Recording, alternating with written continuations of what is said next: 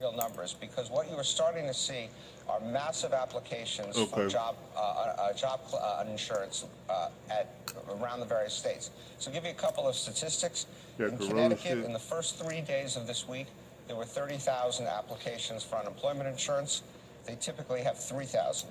In Massachusetts, they had 19,884 applications for unemployment insurance. In the entire month of February, they had a little over 17,000. In Illinois, they had 41,000 applications on Tuesday alone for unemployment insurance. A real wildfire. They had 4,500 over 2 days in a normal period. I mean, you are looking, in addition to GDP, which is a kind of amorphous concept for many Americans, you're looking massive declines in unemployment, massive increases in unemployment, massive declines in the real industry. Car companies are shutting down. Service industries, of course, are shut down all over America. And getting back to this question of how the virus unfolds, Joe, this is not like a play in which you have an intermission and then everybody comes back and finishes the play. This is more like the Tin Man in The Wizard of Oz, who gets caught in the rain, he gets arrested, and he just sits there until somebody unsticks him. And we can talk about the stock market reaction, because yesterday was another bad day. And as it happens, yesterday brought the stock market all the way back to where it was when Donald Trump was inaugurated, almost exactly back to where he was when it was inaugurated. We can all talk about Trump's role in this and so on. But what this represents, this is the steepest, fastest decline in stock market history. It's down 32% from the peak. It has taken less than a month to get there. To put that in historical perspective for you, in the Great Recession, it took a year for the stock market to fall as much as it has fallen in this country in 1 month. And without getting too political about it, I think there is a piece of this that certainly relates to leadership. And you can track it literally to when the market feels like Washington is on top of this, when Trump feels like he's got his act together, market, okay, we can deal with this. Then he gets out there and says stuff that freaks people out, or they don't understand, or it doesn't sound like he's taking it seriously, and it goes the other way. So you got a piece of real stuff going on here. You got a piece of leadership stuff going on here. Well, and we also have, again, the next act. We're just in Act 1 of this. Act 2 is when the hospitals start to get jammed, Mika, when our healthcare professionals don't have the supplies they need to keep them safe, then they go down. And the possibility, the very real possibility, and I'm certainly not saying this to disturb anybody, but this is the reality we seem to be facing. If healthcare professionals don't have the safety supplies they need, then our healthcare professionals go down, and then suddenly an overtaxed emergency room and an overtaxed hospital and overtaxed healthcare system collapses. So this situation, let's hope, the social distancing, let's hope, governments shutting down interaction between people, let's hope that stops that emergency from coming. But again, there's a 3-week lag on everything that's happening. So I think even if we shut the country down tomorrow, or even if we shut the country down today, that 3-week lag is still going to hit us, and it's going to be felt most acutely in the hospitals, in the emergency rooms, where we don't have basic equipment. Well, and to Steve's point, the market is responding to the leadership, and if he seems strong and seems like he knows what he's doing, perhaps it will respond differently. But here's what the market is looking at.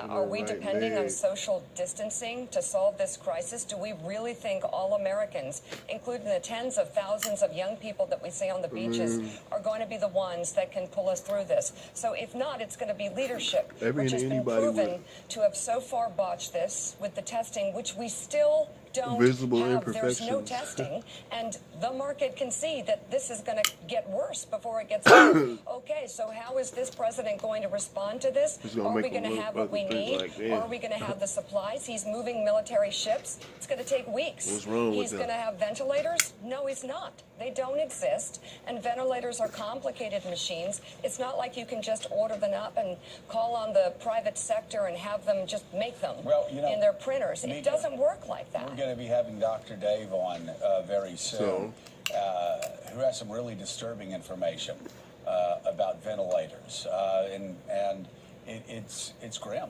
It's grim. It's a grim situation, and again, I don't know why the president would be waiting to use the full power of his office and the full power of this Defense Act for an emergency to come. The emergency obviously is here. He declared it. We need to get moving right now. Well, you probably won't get too close to America.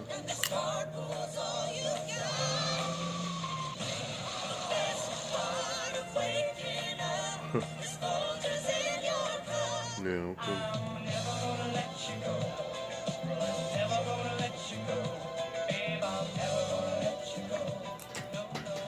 Here you go. Thank you. Thank you. What do you believe? Somebody who matters. Inspirational. I wanna see the world Uplifting. Oh, we've got everything we need just to change the future. You know it's buried deep inside our chest. Faith TV.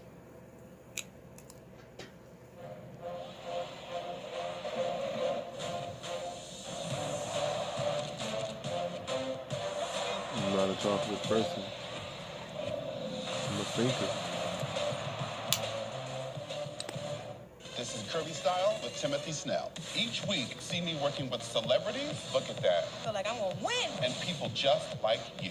It's time for you to become Tim approved. Yes. Catch Kirby Style on BET Herb. That stuff is going on. Men, want to feel younger, in the stronger, world, this leaner? coronavirus You don't have to stuff. slow down after 40. New Nugenix Total T is our most powerful man-boosting formula ever because it Makes boosts you- your free you know, testosterone and your total testosterone. Nugenix Total T helps provide even more energy, performance, testosterone, Worry and about a muscle-boosting sneeze. ingredients for even better results. Text VERY to 369-369 now for your complimentary bottle of Nugenix Total T. That's VERY to 369-369.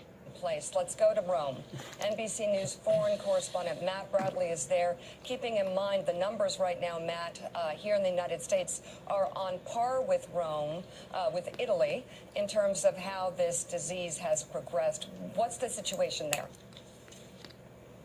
Well, we just passed a really, really grim milestone. We had yesterday the largest increase in a single day in the number of deaths here in Italy. And also we saw the largest increase in the number of new transmissions, of new cases in one day since this whole nationwide lockdown started about a week ago. Now that's a pretty terrible symbolic step, but we're probably going to see another very grim milestone today.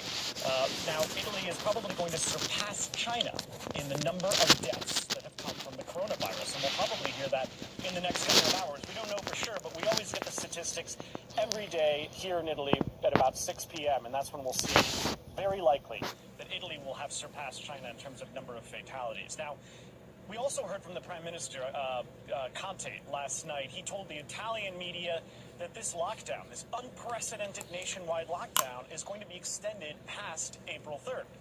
So that means that he probably saw those statistics and was shocked by what is a lag. Now, I just heard Joe mentioning that lag of 3 weeks. That's what we're seeing here. We haven't seen, despite this really, really strict lockdown that's been across the entire country, we haven't seen that coming up in the numbers. We haven't actually seen the statistics reflect what is this unprecedented, I keep using this term, unprecedented lockdown here in Italy, because we haven't seen the effect in the statistics, and that's probably because a lot of the deaths were people who got the disease before the lockdown started. But again, the transmissions are also a problem. If we're not seeing that, that could be that the lockdown isn't really having much of an effect. And that was one of the reasons that the Prime Minister came out and said that he actually chastised the public and told them that they need to comply with these orders. They need to be staying indoors. And that's why he also is going to be restricting the amount of time that grocery stores, which is one thing you can still go to here in Italy. You can still go to the grocery store. You can still go to the pharmacy.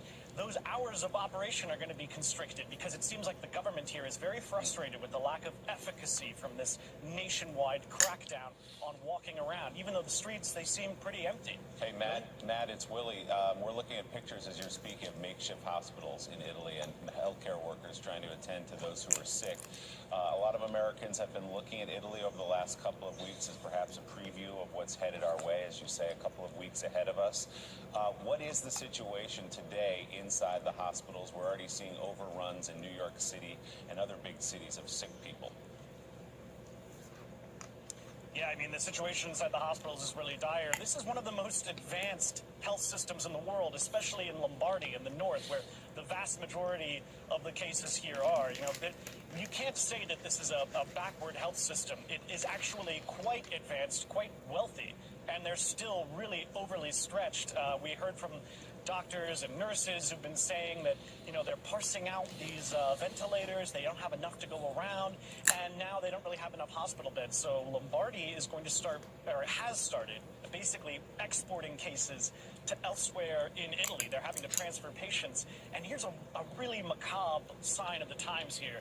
They're actually kind of exporting corpses. They're not able to handle in all of the cemeteries and the morgues the number of corpses that they've been getting. Again, you saw this massive increase in the number of deaths. So the bodies are going to have to be moved outside of the Lombardy region in northern Italy to elsewhere in Italy for burial and for cremation. And that's because they just don't have the capacity not only to handle the living people, but even the dead. So, Matt, what the health officials believe constitutes a reason for the big difference between the impact on the coronavirus in northern Italy versus southern Italy? Obviously, northern Italy hit the worst, parts of southern Italy not feeling the effects. Yeah, well, you know, there was a lag in the amount of time in which they cracked down on people's movements in northern Italy, and that's one of the reasons why this outbreak blossomed the way it did in Lombardy, to the extent that it even is now surpassing the situation in China. But there was a lockdown in northern Italy that prevented the disease from spreading further south, and that's why here in Rome, which is obviously Italy's largest city by far, there haven't really been that many cases.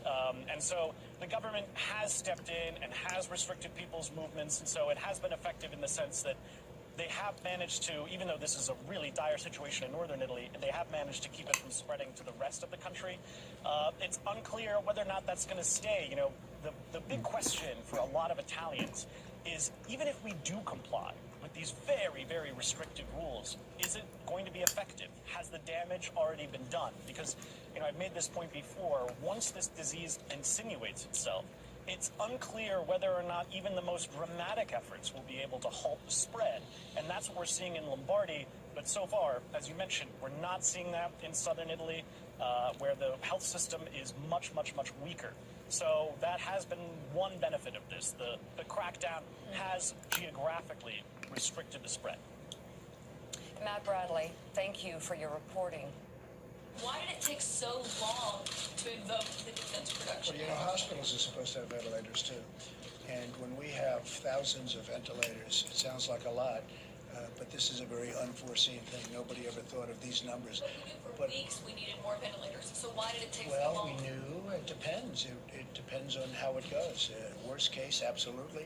Best case, not at all. So we're going to have to see where it goes. But we are ordering thousands and thousands of ventilators. Hospitals are supposed to have ventilators too.